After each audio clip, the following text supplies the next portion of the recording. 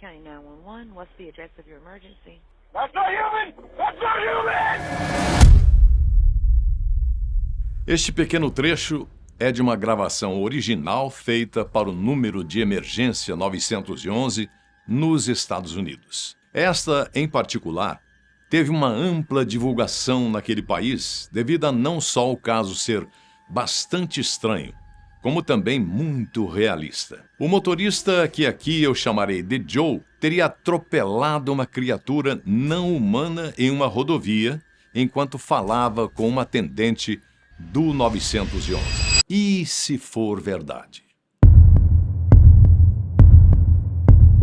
Diversos casos pra lá de estranhos surgem frequentemente nos serviços de emergência norte-americanos, especialmente no famoso 911, que, aliás, corresponde ao nosso 190, porém com maior amplitude. São relatos do outro lado do telefone que deixam até mesmo os profissionais já acostumados a tanta estranheza, no mínimo, intrigados. Mas há outros casos que vão além disso. Eles chegam a ser assustadores, como este que eu vou contar para você agora. Ele foi considerado um dos relatos mais macabros e misteriosos ocorridos na Carolina do Norte. Os Estados Unidos são um país repleto de lendas urbanas. Se não são originárias de lá, foram trazidos da Europa e posteriormente inseridos em sua cultura através dos latinos, especialmente mexicanos, que migraram para a terra do Tio Sam. E coisas assustadoras realmente passaram a fazer parte de seu folclore, o que, de certa forma, acabou enriquecendo a cultura nos Estados Unidos. Entre essas lendas estão seres como o Skinwalker, uma criatura metamórfica nascida nas lendas do povo Navajo, cujo objetivo é causar mal aos outros. Há também o Cachituachco, um urso gigantesco de pernas rígidas, sem pelos e devorador de humanos, cuja lenda provém da nação Penobscot, da região do atual Maine. Já o Bakwas é um fantasma que atenta às pessoas perdidas na floresta a comerem o alimento que ele lhes oferece. É aceitar a oferta e adeus ao mundo. A pessoa morre e se transforma também em um fantasma. Há ainda o Duas Caras, o famoso Pé Grande, o Homem Bode e até um Homem Coelho, que, apesar do carisma ligado ao animal, faz referência a dois assassinos que se vestiam de coelho para vitimar pessoas nos anos 70, na região de Burke. Alguém aí se lembra também do Slenderman? Surgiu no imaginário americano não faz muito tempo e não é do folclore tradicional, mas sim do digital. Figuras folclóricas à parte, o caso que vou relatar aqui é muito mais do que uma lenda. Foi uma visão, mas uma visão real, não aquelas que a pessoa viu em pensamentos. Segundo a pessoa que vivenciou isso, o Joe, nome anônimo para o sujeito que não foi identificado pelo canal de TV que o entrevistou, o que ele viu foi bem real.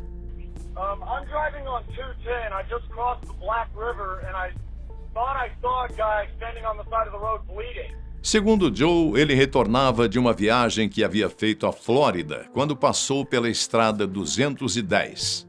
Ele se lembra de ser bem cedo, antes do nascer do sol, e estava tudo muito escuro do lado de fora do carro. Assim que cruzou a ponte do rio Black River, começou a contornar uma curva extensa quando viu algo de relance. Joe meio que desacelerou o carro e olhou para a suposta pessoa. E foi nessa hora que ele testemunhou algo que jamais pensou que veria na vida. Something, and as I take a further look, it looks like there's I'd say probably a 30-something-year-old man standing in that ditch wearing what looks like an old Civil War uniform, just covered head to toe in blood. De início, ele pensou tratar-se de alguém bastante ferido. Joe estava devagar e, quando viu alguém em pé, parado no acostamento, pôde prestar atenção. Segundo o seu testemunho, o uniforme do homem estava rasgado, e isso acabou deixando-o ainda mais confuso, pois não era um uniforme qualquer. Era um uniforme dos Confederados, facção escravista da Guerra Civil Americana, que ocorreu há quase 200 anos atrás. O que uma pessoa com o uniforme dos Confederados e ainda rasgado estaria fazendo àquela hora da madrugada, naquela estrada e sozinho? E foi então que ele decidiu ligar para o 911. Só que... I'm on 210. I just crossed the Black River. I'm heading towards 53 East. I just passed Patriots Watch. Okay, so you're over near Morse Creek? Yes. Okay.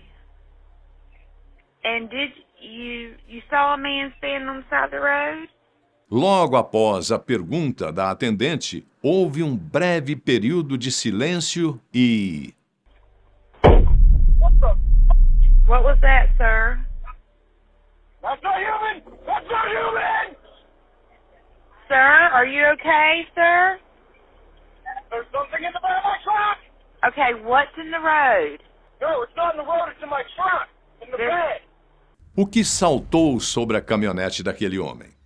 Quem, em sã consciência, estaria na beira de uma estrada, sozinho, àquela hora da madrugada? E o mais interessante ainda, o que foi que ele viu para dizer que aquilo não era um ser humano? Em uma entrevista posterior, dada a um programa focado em mistérios desse tipo, Joe disse que, após o barulho, ele sentiu que sua caminhonete chegou a afundar, como se, de repente, colocassem alguma coisa bem pesada na carroceria e passado num buraco. Ele fez de tudo para não perder o controle e isso só não aconteceu porque estava a uma velocidade baixa. Então, ele parou a caminhonete, acendeu a lâmpada que havia na carroceria e olhou pelo retrovisor. O que ele viu foi tão assustador que o deixou completamente paralisado. Um rosto branco como a neve, colado no vidro traseiro. Parecia estar olhando para dentro da caminhonete e tentando reconhecer quem estava lá dentro. Seus olhos encovados eram assustadores. Não tinha nariz e sua pele parecia fina e esticada sobre o crânio. A criatura, a essa altura, já não era mesmo um homem. Não possuía orelhas e um grunhido estranho parecia vir dela, enquanto olhava fixamente para dentro da cabine. O rapaz começou a gritar, especialmente quando percebeu que estava só e não havia trazido nenhuma arma consigo. Na caminhonete, só uma pequena machadinha e mais nada. Mas a reação dele foi instintiva. Ele precisava sair daquela situação. Confiando no motor V8 de sua caminhonete, Joe saiu em disparada, alcançando mais de 100 km por hora. Então, ele freou o carro bruscamente, em uma estratégia peculiar, talvez retirada de suas aulas de física, quando o professor falou da força centrípeta.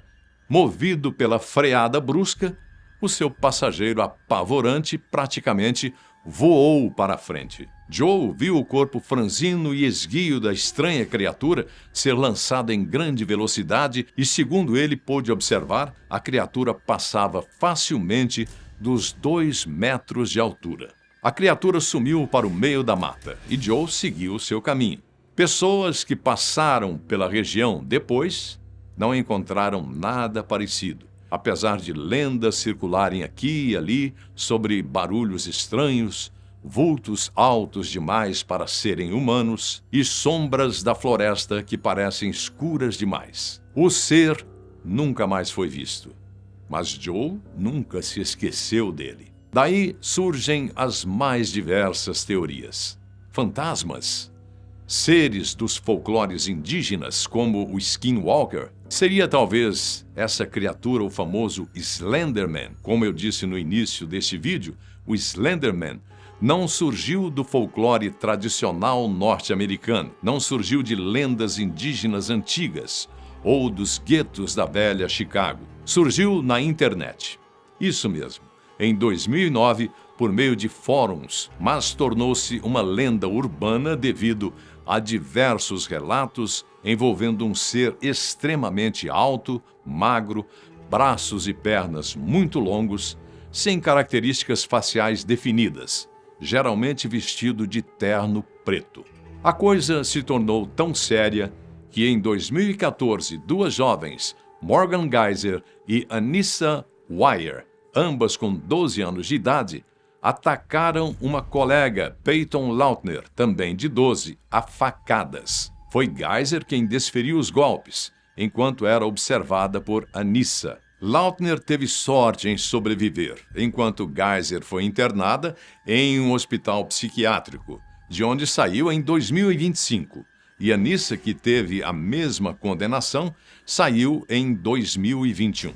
Antes de serem condenadas, Geyser com o diagnóstico de esquizofrenia e Anissa com um transtorno delirante, elas relataram ter feito aquilo para agradar ninguém menos que Slenderman. Segundo a lenda, esse monstro persegue e ataca principalmente crianças em lugares como bosques e matas fechadas. Segundo a polícia, o objetivo das meninas era subir na hierarquia do mundo do Slenderman, podendo inclusive morar na residência do mestre após o assassinato. Elas também disseram que ele iria atacar suas famílias caso elas não tivessem cumprido o trato, que era matar a amiga. Foi descoberto, no entanto, que elas planejaram o crime há mais de 2 meses. Lendas surgem de todas as formas, desde uma simples brincadeira até algum acontecimento que chama a atenção da sociedade. Desde um conto inventado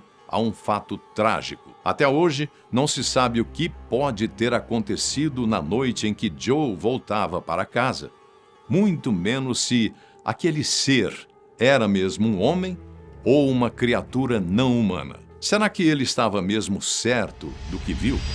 E se for verdade?